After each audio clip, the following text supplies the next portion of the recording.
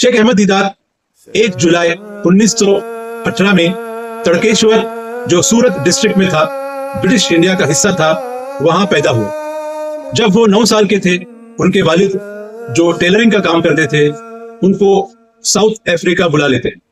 दीदात कुछ और गांव के लड़कों के साथ साउथ अफ्रीका को माइग्रेट करते हैं और वो आखिरी बार था जब वो अपनी माँ को देख पाते, क्योंकि कुछ महीनों के बाद ही उनकी माँ की वफात हो जाती। जब अहमद दीदात साउथ अफ्रीका पहुंचते हैं, उन्हें इंग्लिश का एक लफ्ज भी नहीं आता था और साउथ अफ्रीका उस वक्त ईसाइयत का समंदर था।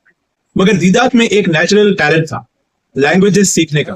वो मेहनती थे और चंद सालों में ही उन्होंने अंग्रेजी पर अच्छी पकड़ हासिल कर 6ठी क्लास तक तालीम हासिल करने के बाद पैसों की तंगी की वजह से उनको स्कूल छोड़ना पड़ा और रोजगार के लिए छोटे मोटे काम करने लगे, सिर्फ 2 वक्त की रोटी और रहने की जगह के बदले।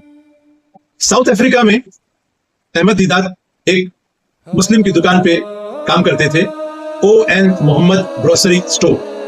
ये दुकान मुख्तलिफ अफ्रीकन कम्युनिटीज को सामान बेचती थी और उसी इलाके में था एडम्स मिशन कॉलेज, एक क्रिश्चियन मिशनरी ट्रेनिंग सेंटर। यहाँ से ट्रेन पास्टर्स मुसलमानों को ईसाइयत की दावत देने के लिए तैयार किए जाते थे।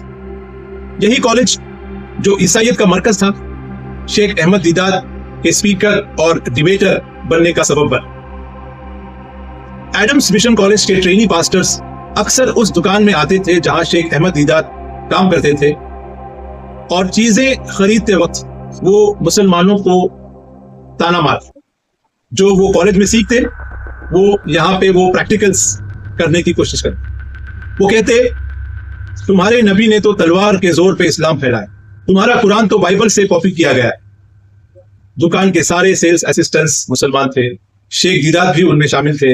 ये ताने बार बार सुनने को मिलते, लेकिन अहमद दीदात बेबस थे, उनके पास जवाब नहीं होता। शेख दीदात अपने इंटरव्यूज में कहते हैं, मैं रोता था, इसलिए नहीं कि मैं कमजोर हूं, बल्कि इसलिए कि मैं अपने नबी का दिफा नहीं कर सकता। उनके पास सिर्फ इतना इल्म था, ला इलाहा इल्लल्लाह मुहम्मद रसूलुल्लाह, लेकिन इसका मतलब भी ठीक से नहीं जानते थे।